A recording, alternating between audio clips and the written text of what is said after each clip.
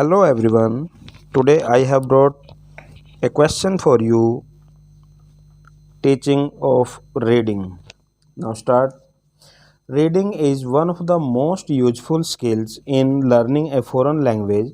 It serves as a means by which the unbounded field of knowledge lies open before us and we are able to know new facts and relationships. Reading is an activity which is not confined to school life alone. It is an activity which becomes a part of man's life. Reading trains our mind and broadens our outlook. If one has developed a taste for reading in his school days, he will realize that nothing but reading is the best utilization of his hours of leisure. Aims of teaching reading. Following are some of the aims of teaching reading English.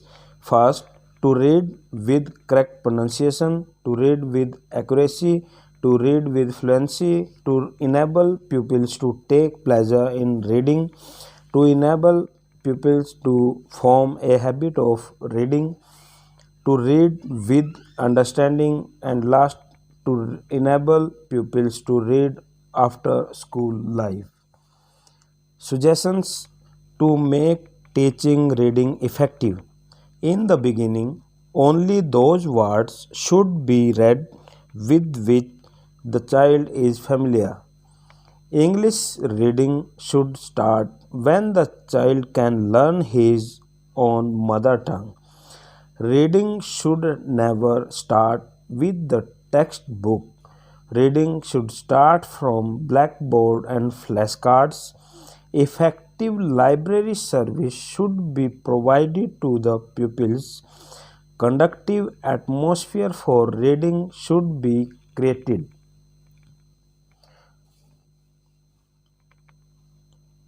The unwanted gestures in reading should be checked. The teacher should always keep in his mind the problems of reading a foreign language. Use of material aids, blackboard, flashcards, pictures, actions, linguistic games, colored slides, word building cards. Thus, by employing suitable methods and effective material aids, the teacher can teach effectively how to read English.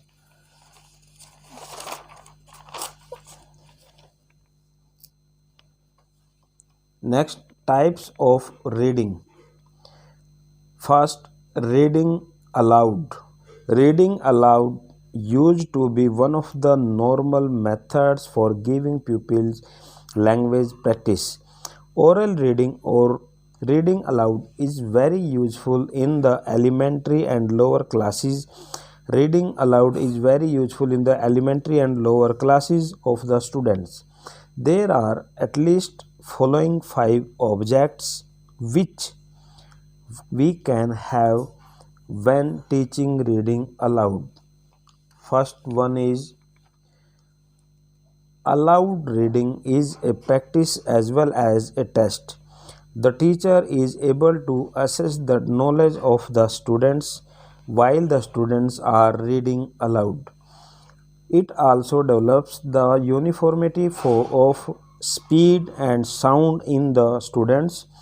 It develops in the student the capacity to pronounce words correctly, to give practice in good pronunciation, articulation, correct intonation, right emphasis, tone, speed, etc., so that voice may correctly interpret the sense.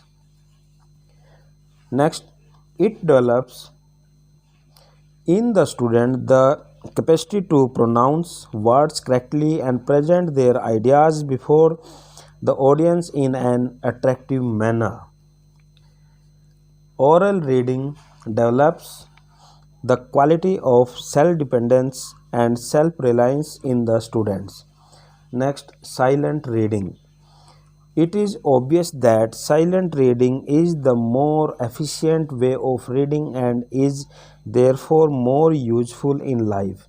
Silent reading means reading complete silently without even moving the lips. The purpose of silent reading is to enable the pupil to comprehend the meaning of what they read with speed. Silent reading is carried out with the following aims in view: to develop the power of apprehension and comprehension and grasping of the students, to enable pupils to read and grasp informative material, to develop such capacity in the students that they may appreciate and enjoy the works better understanding them. Next, third one is intensive reading. In it, the pupils read not only for detailed comprehension of meaning but also for mastering the structure and vocabulary. In such type of reading, we try to comprehend the ideas and feelings contained in the reading material. Intensive reading is one of the most critical skills you can develop to get better understanding of information. Next, extensive reading. Extensive reading is for getting information, meaning, and journal theme of material. It does not aim at the details of the language, its construction and beauty. Our main purpose in helping our students with extensive reading should be to train them to read fluently in English for their own enjoyment and without the aid of a teacher. Next, supplementary reading. In fact, it is subsidiary to intensive reading. Generally, there are certain supplementary books laid down for the students for certain standard. The students study these books as supplementary reading.